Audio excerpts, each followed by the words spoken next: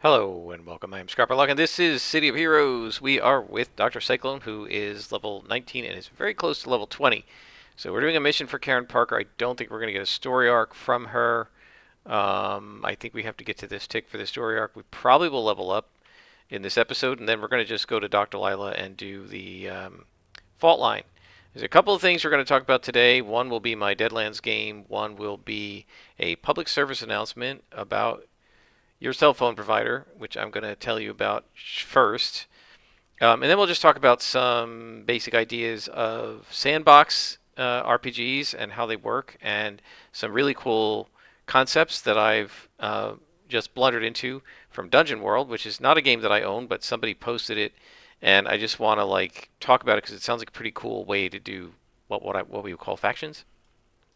So we'll try to get to all of that, but first, the public service announcement. It's early on Sunday morning, Easter. I wouldn't normally be playing, but I got very little sleep last night and was up early this morning and made sure to call my provider, which is Verizon, as soon as they open. And I can't believe they don't have 24-hour account service, but they don't. So late last night, shortly before 11, I got a text saying that they're in the process of that you don't need to do anything. We're in the process of transferring you to another carrier, and if you don't, assuming your phone number, they gave me my phone number, assuming this is what you want, you don't have to do anything. And if you didn't do this, please call us at this number. I did not call that number because I'm smart enough to know that this is what happens a lot of times. When a scammer wants to get you, right, they'll call you. They did this to my mother. They called her and said, "This is the IRS," and they said, there's a problem with your taxes. Please call us at, and they gave her a number, right? And I think my mother even tried to call that number, and she talked to somebody, and she was all confused, and she decided to talk to my sister, and my sister was like, "No, this sounds like a scam," and she looked it up. But what you always need to do in a case like that is you never call back the number they give you. You always go to the company's website, or if you have a credit card, look in the back of the credit card, or go in the phone book or whatever, and you look up the actual number of the IRS, or the actual number of your credit card company, or the actual number of your phone company, and you only call that number. Because what will happen is the scammer will say, "Welcome to Verizon," or "Welcome to AT&T," or "Welcome to MasterCard," and give us this and this and this information, your date of birth, your social security number, blah, blah, blah, so we can help you with your account. They'll pretend to help you with your account, and then your account just got scammed. So I did not call that number. I called the Verizon number, and of course last night it was too late, and their office was closed, and so I couldn't get hold of them, and I was very concerned that if this was real, somebody might be trying to get hold of my cell phone number. And if somebody pretended to be me, would be like ID theft, right? They pretended to be me. They told Verizon they were me. They convinced them that I wanted to switch to, I don't know, Boost Mobile or something. And then they get my phone number converted over to Boost Mobile with their phone, and now any text that's supposed to be coming to me goes to them, right? Which is problematic because some places like my bank use your phone number to text you when you try to log in and stuff. And they say, "Don't give this pin to anybody," right? Well, it's going to the person who's got the number now, and might not even go to me if he's got my number. And now he can pretend to be me. And so I was very concerned that was actually going to be the problem I was facing. One of my coworkers got identity thefted a number of years ago, and she went through hell for months trying to get it untangled. And I do have ID theft protection, and I went to that place, and their website everything seemed okay there. They didn't have anything flagged, and they do monitor my phone numbers. So I thought, I don't know if this is a scam or not, but I was concerned that if it was real, that the scam was much deeper than somebody just trying to get me to respond to a text message. So I contacted Verizon finally this morning when they opened at 8 a.m., and it's 8:30 now. And I talked to a girl who was probably in a call center overseas based on her accent, but she was very nice, and she was able to tell me stuff about my account. One of the things she asked me was, "When's the last time you called us to talk to us about anything?" And I said, "I have no idea, but it was a long time ago." And she said, "Yes, it was okay." And she saw that I actually went in, and you can do this with Verizon, I assume with other phone companies, and I locked my number so that it is not allowed, unless unlocked, to be changed to another carrier. Why it's not locked by default, I don't know.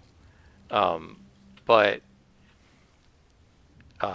seems like everything's copacetic. She said she didn't see any activity on my account indicating that somebody was trying to change the. Oh, that's why I'm slow with the caltrops. I didn't even realize it. That somebody was trying to. It doesn't seem like somebody was trying to change the carrier, and so she said you're fine, and your account's locked now, so they won't be able to do that without you authorizing it. I am still going to personally go to the Verizon store tomorrow morning before work because I don't have to teach until 2 and I don't have office hours tomorrow. So I'm going to go in before work and I'm going to talk to somebody in person who is right here in my neighborhood and I know for sure works for Verizon. I'm going to just have them double check for me that everything is copacetic. But my public service announcement for you is, guys, do not just click on and, oh, this guy's going to be a pain. Do not just click on and call back a number from a text. Don't click on links, right? Because if it comes from the bad guys, right, then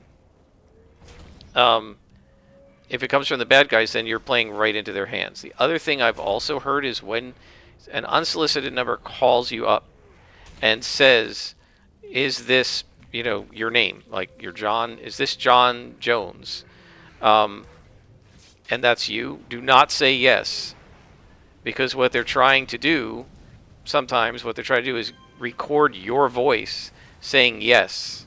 And then when they need to get into your bank or whatever, and your voice is on record with the bank, and they're checking your voice to get you to say yes to something, now they have the yes, and they can get you to cancel your account or withdraw money or what have you. So just be very careful about this. It's my public service announcement to all my viewers. Fortunately, I did not click on anything, but I can easily imagine if I had clicked on that thing in a panic, they would have had somebody who was pretending to work for Verizon and was going to ask me to verify your account. Verizon didn't have to do this. They asked me, they just sent me a text, right? But to verify your account, we need your name and your account number and your password and your this and your that. See, Verizon didn't need any of that from me.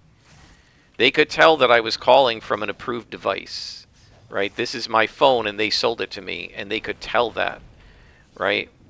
So,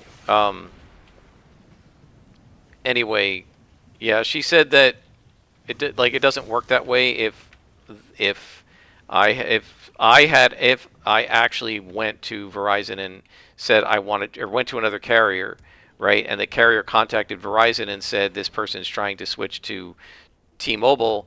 Verizon would have sent me a text to say, are you trying to switch to T-Mobile right now? And I have to say, when I switched to Verizon, I used to have Boost Mobile, and I got frustrated with them, and they're sort of a bargain basement brand, and I had some issues with them, and my phone got a virus or something, and they were not as helpful as they should have been in dealing with it. The girl in the store was actually super helpful, but she didn't really know a lot, and when she called their tech support, the guy was like, you're fine, you probably haven't been hacked or whatever, and I said, this is my phone, it's got my passwords and stuff on it. She was very sympathetic, and she was trying to explain it to the tech support guy, but he was not helpful. And so that was the end. I then said, all right, I'm going to switch to Verizon, and when I did that, Boost required me to call them up and talk to them. And the Verizon guy said that's so that they can try to talk you into staying with them. But that is the correct thing, right? That they should have said you have to call from your number. And where'd he go? The teleport guy. Oh, well. You got to call from your number, and you have to confirm from that number that you want to switch, because then anybody could just take over your phone number. So use security, lock your number if your company provides that, but also, and it's very important, guys, do not click on links in unsolicited emails. Do not click, and we've leveled up, do not click on links in unsolicited text messages, because there's always a danger that they're going to try to use that to phish you, to try to scam you. Now, I was fairly sure that it was, I was very concerned, and I'm a bit of a catastrophist sometimes, so I was really worried about the worst case scenario. But logically, I thought it was probably likely it was a phish for a couple reasons. When Verizon sent me a text a couple times and said call this number, they used dashes, right? Like 800 dash blah blah blah dash blah blah blah, right? So 800. This is a fake number, but dash 111 dash 2345 or whatever, right? That's the way they do it. And the number that I got was 800 dot like that.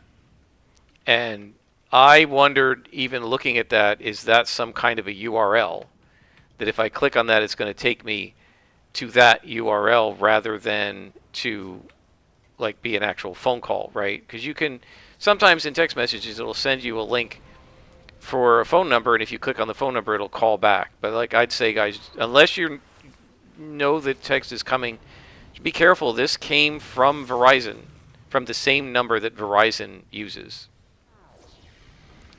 And so they must have somehow cloned the number or whatever, like spoofed the number.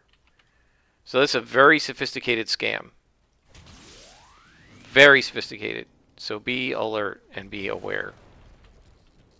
Now, if this had happened, of course, this happens on a holiday weekend, right? If this had happened on a normal weekend, I think the Verizon store here is open on Sunday. I would have just gone to the store to talk to them, right? Because I can physically prove to them who I am with a driver's license and things like that right there in the store, which is hard to do online. But one of the things I was thinking is, let's say somebody does get hold of my number, and now I no longer have access to that phone number, and they pretend to be me, and they say, I'm this guy, I'm Scrapperlock, and I want this number, and the guy who locked my account hacked me, right? When I went in and locked it up last night, they could have called up and said, hey, somebody hacked me and locked my account last night, and I'm trying to switch providers.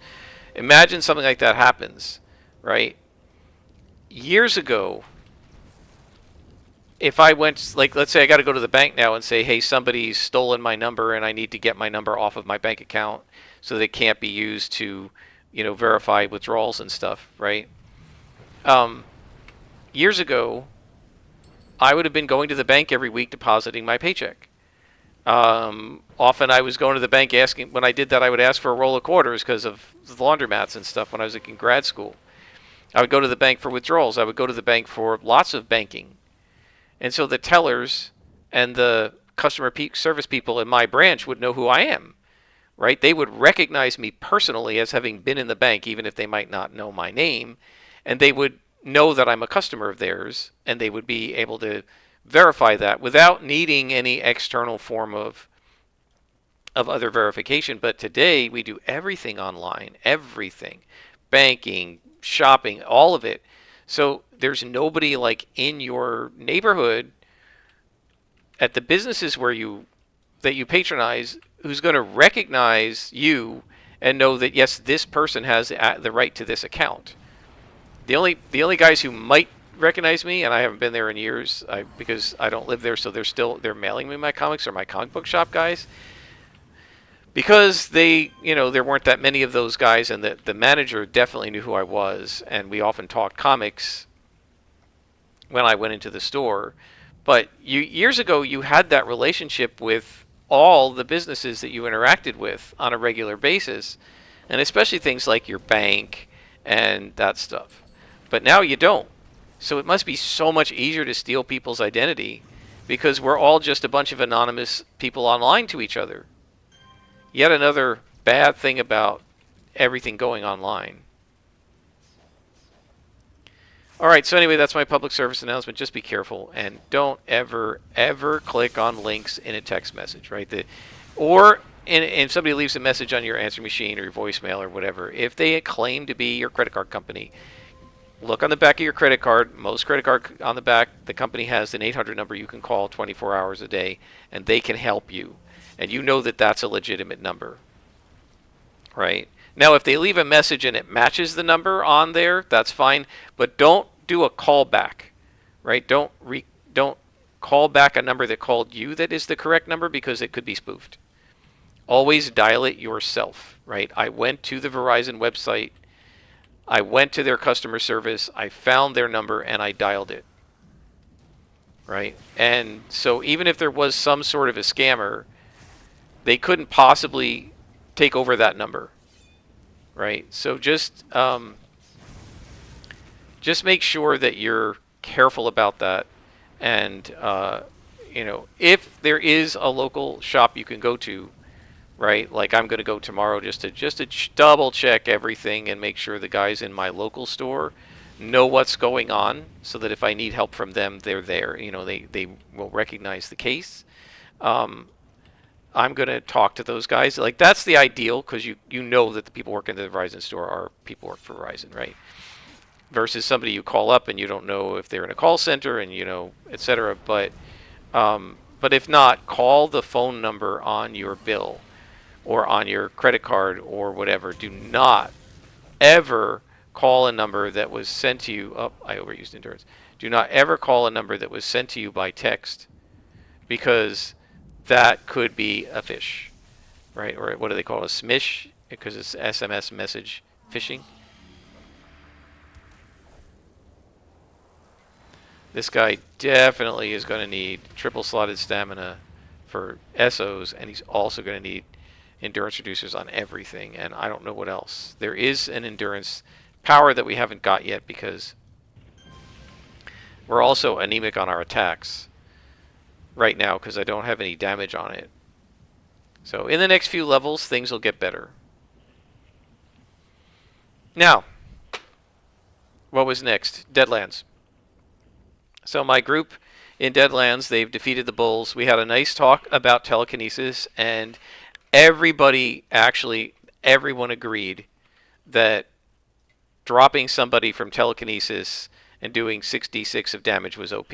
They all agreed that. And the one player who uses it a lot said, I was thinking the same thing. It's really powerful. So they all agreed to that. Then we had a discussion about whether it should be a veteran rank power or not. And there was some discussion about that. My best friend said, based on how some of the other powers that are novice work, he actually thought a seasoned was a good rank for it.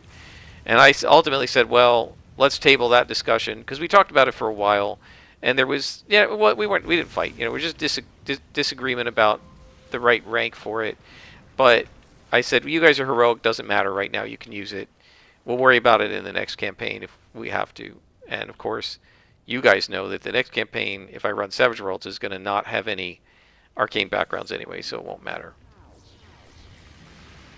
Now, whether they're going to want to play it without arcane backgrounds is another whole question. Oh, I see what's killing my endurance. It's this thing. It's useful, but let's just get rid of it, because it's absolutely destroying my endurance. That's why I tend not to use the temporary powers, because a lot of them do that. Now, the Clockworks won't. But that AoE blast power, as nice as it is, just absolutely murdering my endurance. I mean, the rest of my powers are too, but that one was clearly using a lot of endurance. I was a little worried about these two because of the sorcerers. Look how cool this looks from above with the clouds and the rain. That's just so cool. That looks so realistic for what a storm looks like from a distance. Like if you're up high and you're looking at a storm coming in over a low area. I've seen it a few times. They did such a nice job on the effects of this. Okay, boss time.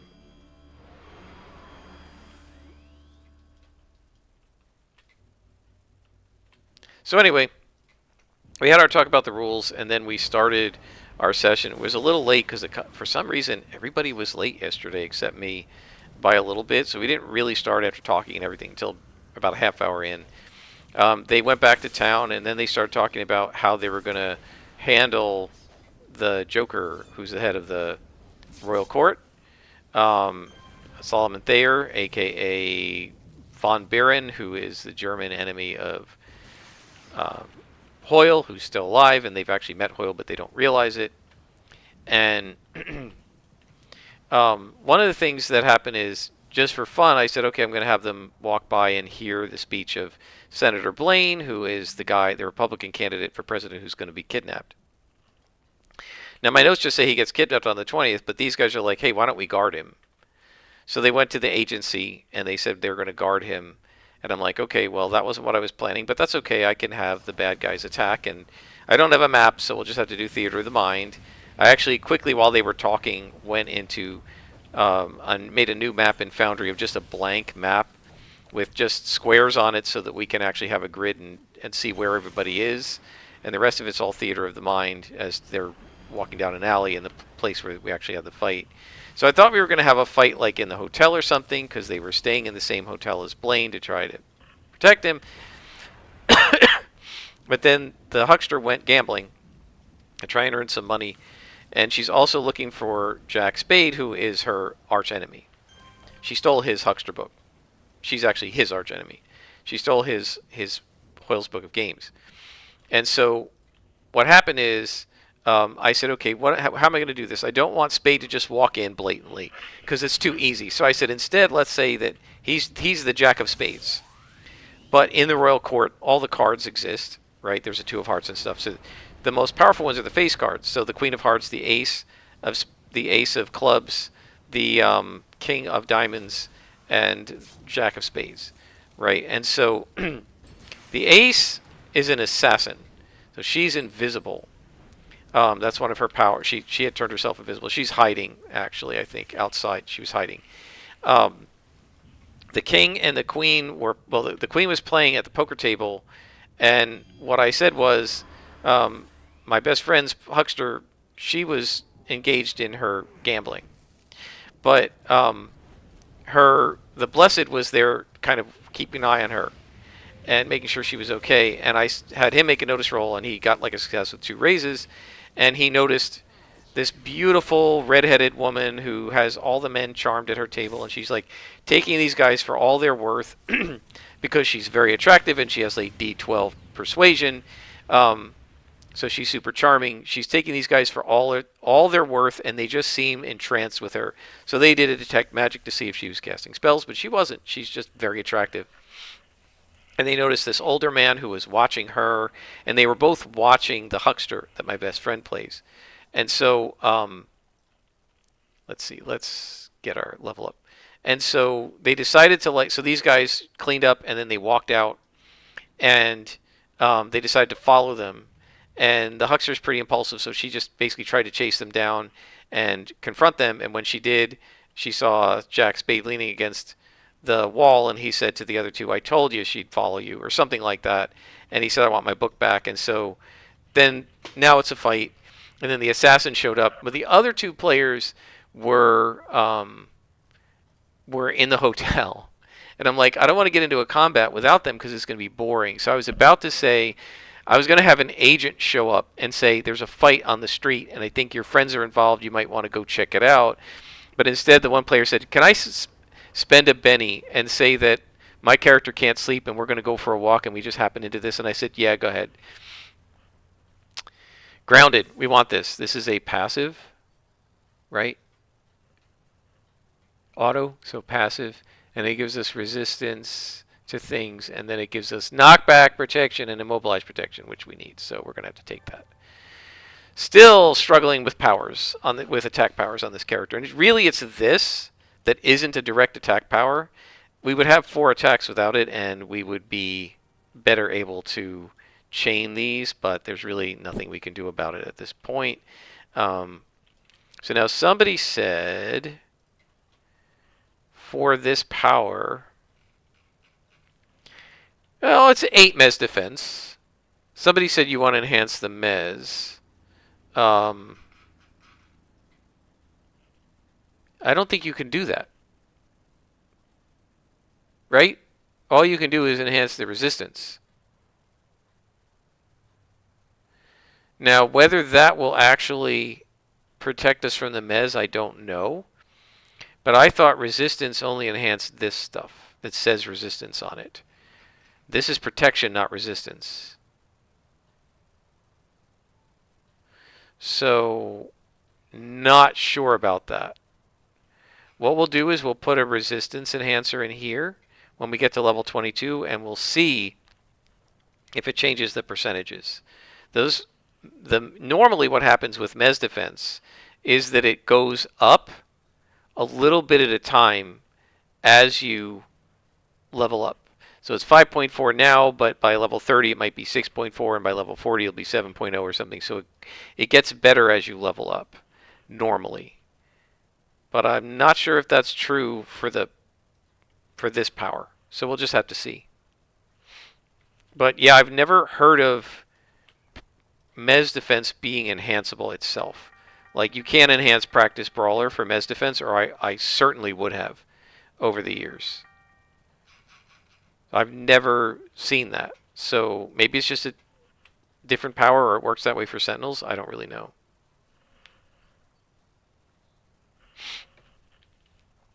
Anyway, so they're in the middle of this battle. We weren't able to finish it. We started a little late, and we have to stop after 3 hours. So we only had maybe half an hour worth of the battle, and then we had to stop. And so, but one of the things I was thinking about as the battle was going on, they're fighting these four guys, but those four guys are designed to be with Von Buren, aka Solomon Thayer, and help him. Without them, all he has is some weak, low-level huckster extras. I was expecting this battle, like I had a whole map set up. I was expecting this battle to happen on the river barge, right? The plan was the Senator Blaine, goes missing on the 20th, and he's stowed on the river barge. And I expected either the players to break into the river barge, the river casino boat, one of the ones with the paddle wheel, like on the. It's basically the boat from the movie Maverick, if you've seen that one. It's essentially the same tournament. You buy your way into it. The house gets half, and you win half of the pot. And of course, whoever wins, the royal court is going to find them and kill them and get the money, right? Of course. Hang on, where are we going? We're going to Skyway. Okay. Was she north? I think she was north. So I thought they were either going to be on the boat in the wee hours of the night, sneaking in to try and find the senator, and there would be a fight there, and the Solomon Thayer would hear of the battle going on and come and join it, and it would be a 5-on-4 wild card fight with some extras in the fight, but there are also agents on board. And I came up with rules that the guy who's playing the agent, I said, you're going to run them, and they're going to just do a group attack on your turn. And then if there are enemy extras, which there will be, they do group attacks on their turn. So you just resolve one roll with a wild die for a group of extras, and they'll get one. They can do one thing, like one support or one attack. And then when they're down to one guy, we'll just run it as a single guy. It's just to simplify it, because otherwise it's too much. I'm not going to have like 40 people in a battle. It's too much. So these are our level 20 contacts. So this is our next set of contacts. And I don't know how we got her number already, but we're going to fault line, and we're going to do Dr. Delilah. So anyway, I thought about this as the battle was being set up and as we were playing and they were talking about what to do and so on. It was actually a really cool battle because they've not fought hucksters before, and all these guys have some pretty cool spells. And early on, the Blessed casts a barrier around 3 of them to try and prevent them from attacking and stuff. But they didn't know that the assassin was there because she was invisible. And so the assassin showed up, like just attacked and got the drop on the Blessed and knocked him out. Didn't wound him or anything, but if you get shaken or wounded, you get knocked out. You have to make a vigor roll, and if you fail, you get knocked out, and he failed the vigor roll. He didn't spend a penny on it for some reason, but anyway, or maybe he did and he failed it a second time or whatever. Oh, he crit failed it. He crit failed it. That's right. So I was like, yeah, you're knocked out. And there's no way to wake up. So what I told them is, you're out for half an hour, but I don't want the player to be out for the whole battle. So what I told them was, magical healing can wake you up. Other than that, you're out for half an hour. Just slapping you around is not going to wake you up. Now, the huckster casts sleep and put the King of Diamonds to sleep. He can be woken up by somebody shaking him, and that did happen right at the end of the session. But so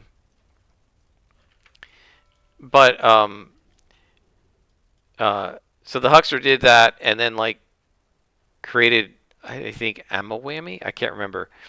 But But what the assassin did, and it was really funny because one of the players was like, "Ooh, they're using good tactics. Yeah, this isn't a mindless bull. These are smart, experienced, high-ranking, like equivalent of veteran to heroic rank hucksters who work for a legendary rank huckster, right?" And so, okay, we got to watch the Raider engineers. So this is going to be fun. All right, let's attack them first. We just got to hit them first so that they don't do their thing, which is to summon their stupid little guys, because that'll be a real pain with this character. So, so yeah, so she did the knockout blow, knocked out the Blessed, and then she did a dispel on the she tried to dispel. How did she do it? She did a dispel on something. I think on the ammo whammy, or something like that. And I can't remember. She tried to dispel and then throw a knife at one point, but yeah, she was using pretty good tactics. Oh no, she cast dispel on the barrier. That's what she did, and it came down. And they were like, ooh, and the one guy was like, ooh, that was smart, right? Look at this, two of them. I don't know. We're gonna have to start with the storm, I guess. Yeah, I'm not gonna hit him fast enough, am I? Did I? I did. Okay, good. So anyway, they battled for a round or two, and as this was going on, I started thinking about, these guys are really meant to be helping the big bad evil guy, right? Or the mini big bad evil guy, because the real big bad evil guy is Jasper Stone, but and Chaos, but they're meant to help their boss. And as I said, the plan was to have this big battle with agents and minions and extras and stuff, and these four guys plus Solomon Thayer, the boss, plus everybody else and agents. That's what I thought was going to happen, and I was like, yeah, I don't know. These guys are going to probably lose to the posse by themselves. They're really not powerful enough to take the posse on alone. They never were meant to. They were meant to take the posse on the boat with some backup, either other extras or their boss or all of the above, right? So I realized that I probably didn't want them to just die here, because then the boss will be able to be taken out without any real backup. So I said, let me see if two of them can teleport. So I had the Jack of Spades go to the assassin and say, we need to get out of here, and teleported them away at the end of the round. So now what I need to do, because that's when we stopped, everybody gets their bennies back, is make sure I spend bennies if necessary to redraw cards for the Queen of Hearts, who also has the teleport, and see if I can get her to teleport them out of there. Gosh. We're going to try to pull this guy.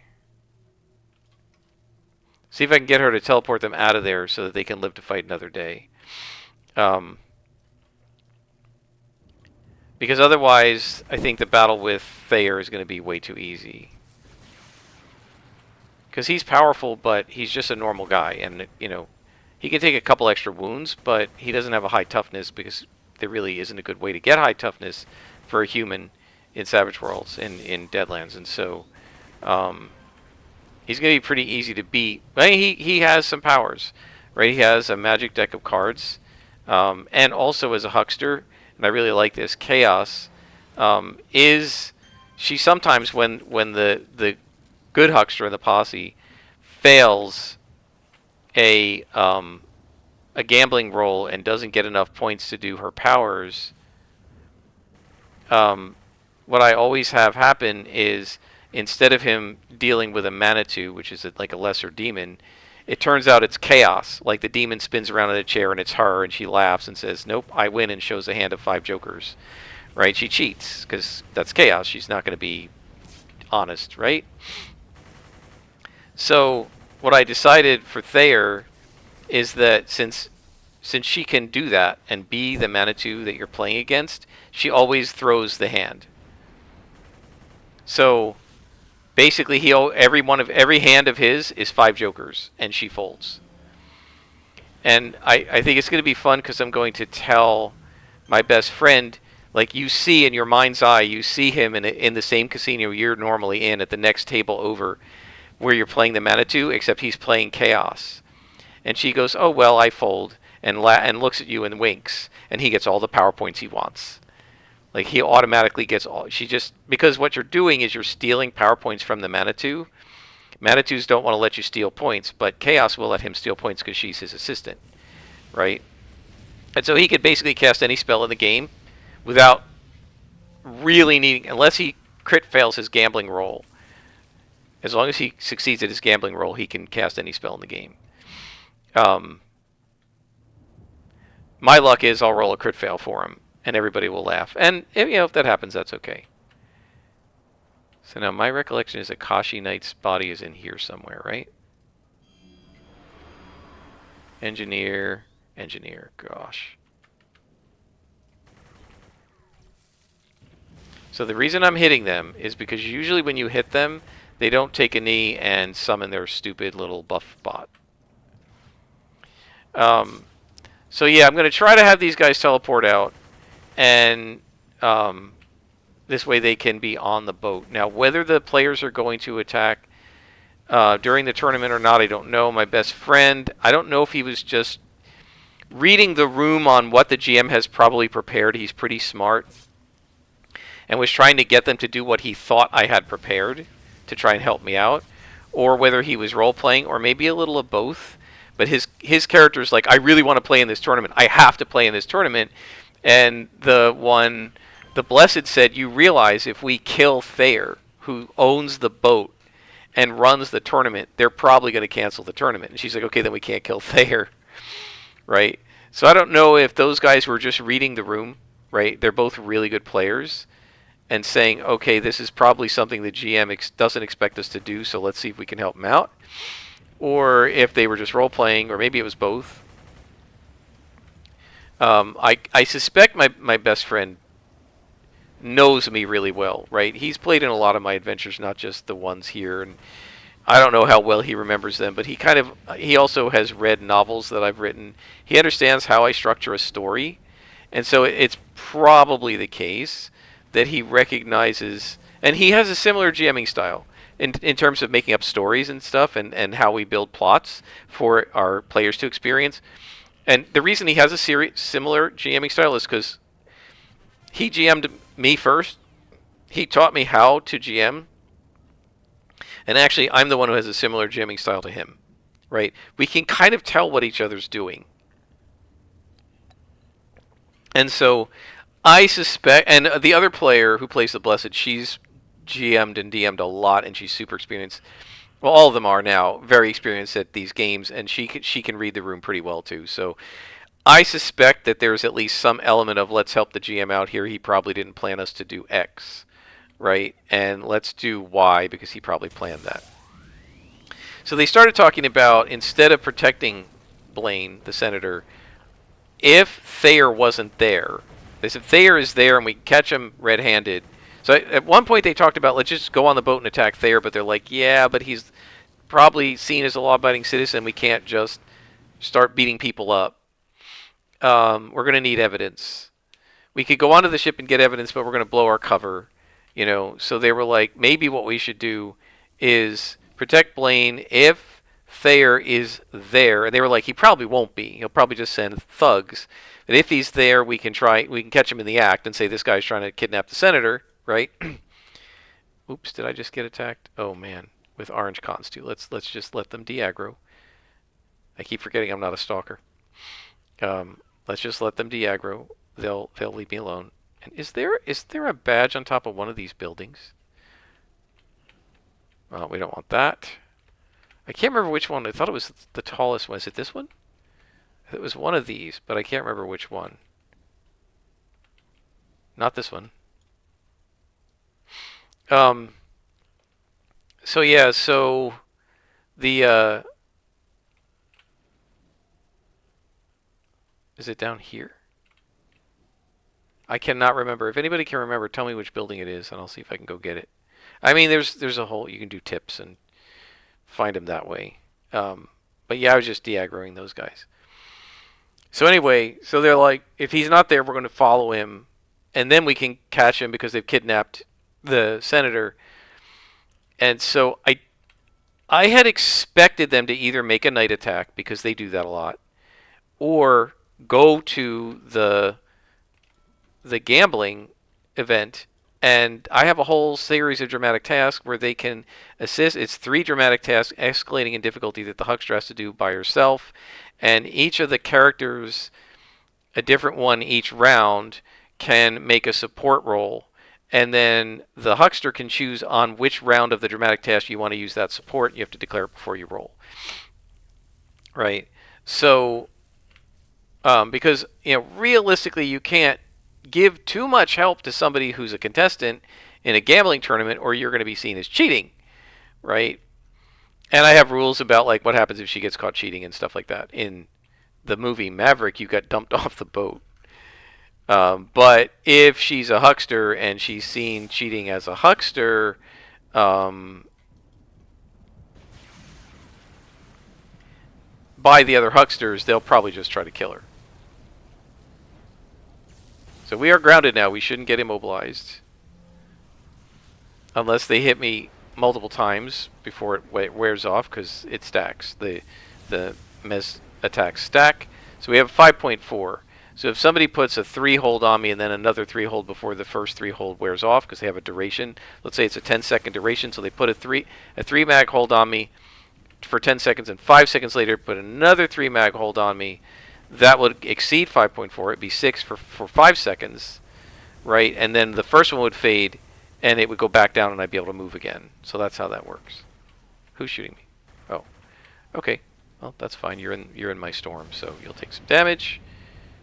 I love that lightning bolt. That thing's got to be enhanced ASAP, because it's just, I mean, if I'm going to make an attack, the more frequent attack, I want it to be the coolest one there is. That is awesome. Chain lightning's probably really cool too. We'll probably get that at 22, but I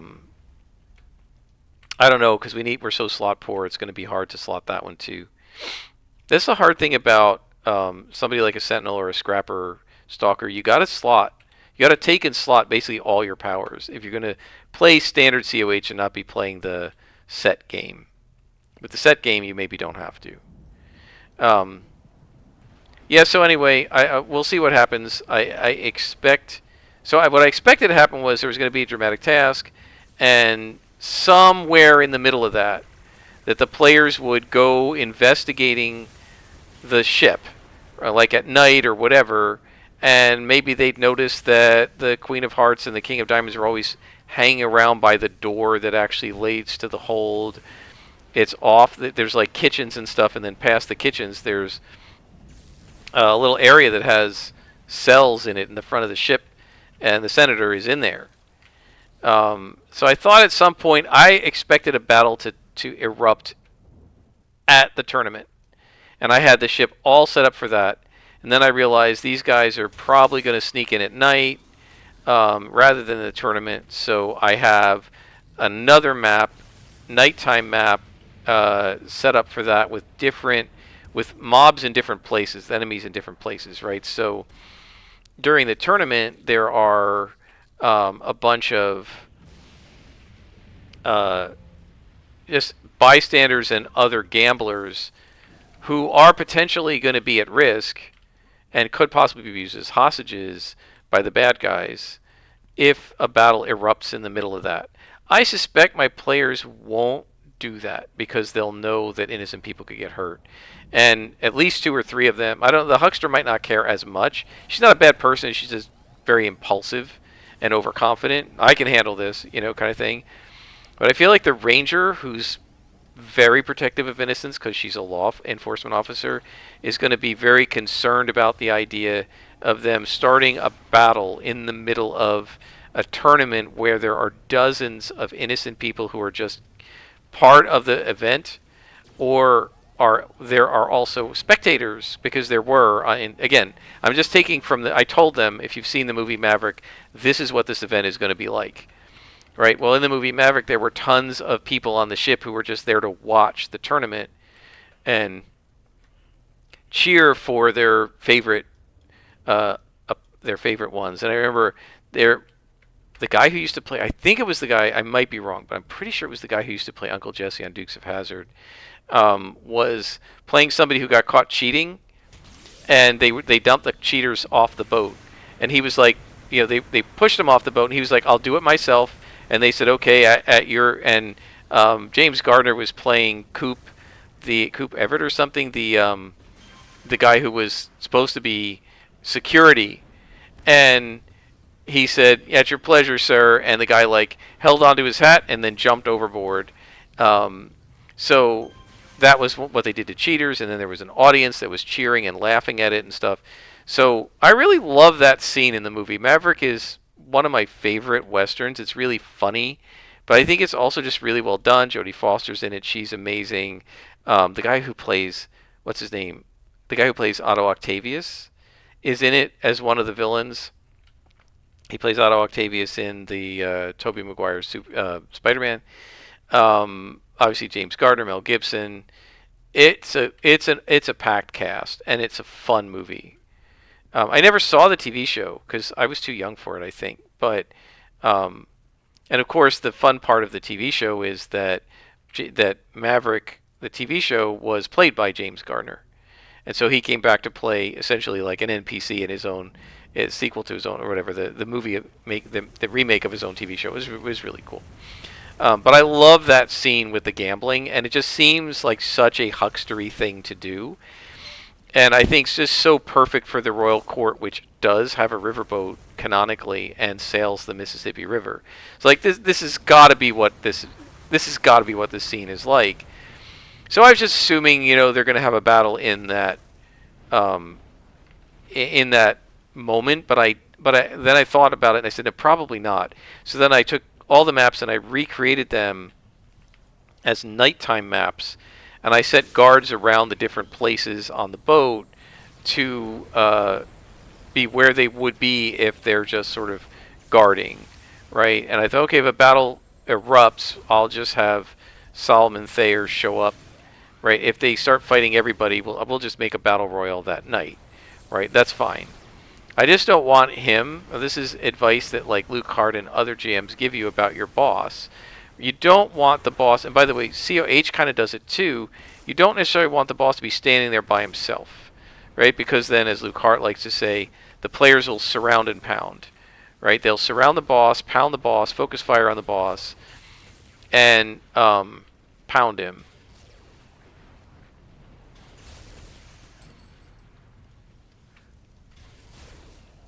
Where did these guys come from? I didn't even see them.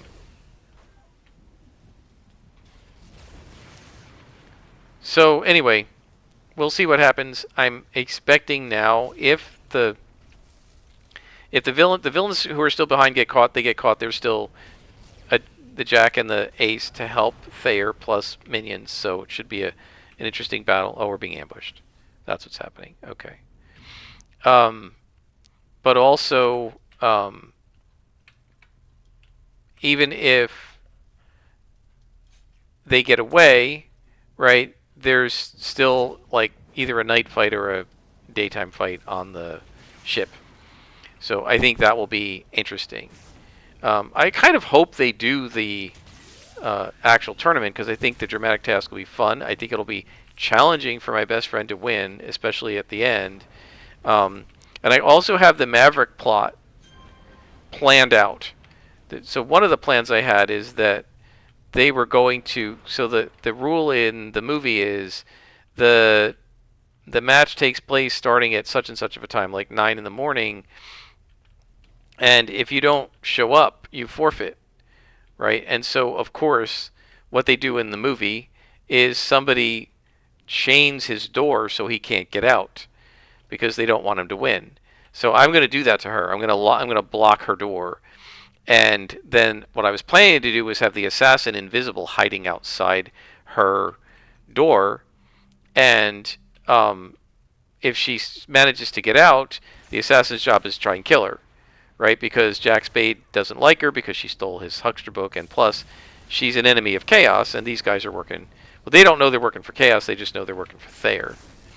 I don't know what they'd think of working for Chaos, but I suspect that the Assassin wouldn't care, Spade wouldn't care, King wouldn't care. I think the Queen of Hearts might not be down with it. She just thinks she's in it to become the next Joker, right? And to run the society, the Royal Crown Society. Okay, we need to defeat the enemy leader. I don't remember who that is here. Is it what's his name?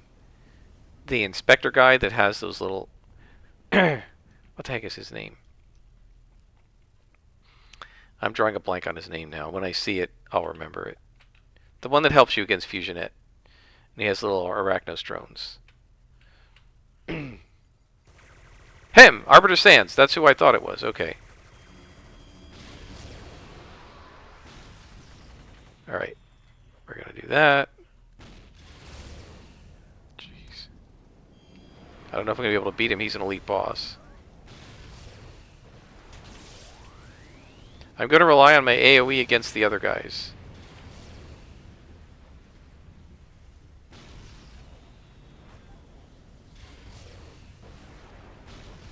Yeah, our problem in this battle is going to be endurance. We are not doing heavy enough damage against elite bosses. I think we really need to buff that. But again, I've been slot poor.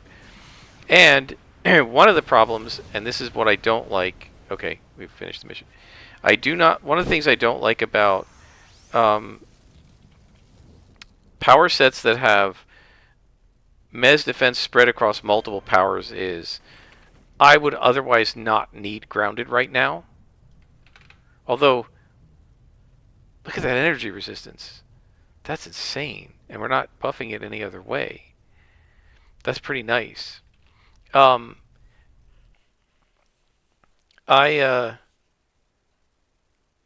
normally prefer Mez defense to be in one power. Because otherwise I probably wouldn't have taken grounded. I would have taken chain lightning or gust or something like that. But we're going to need to spend a few more slots on those attacks. The problem is that we only get 2 every other level, and so it's going to really be into the 30s before we really have what we need for slots. And yes, I do that to myself. I would have 4 slots more on my attacks if I didn't slot health and stamina. But as you can see, endurance-wise, we really do need stamina on this character. And I don't know why you wouldn't slot health, because everybody needs health. Not meaning the health power, but everybody needs hit points. And regen. Okay, I was going to do a talk about sandbox gaming, but we're already at almost an hour, so I think we'll stop here. We'll talk about sandboxes another time. I hope you guys have enjoyed. Until next time, I am Scrapperlock, and this has been City of Heroes with the Sentinel.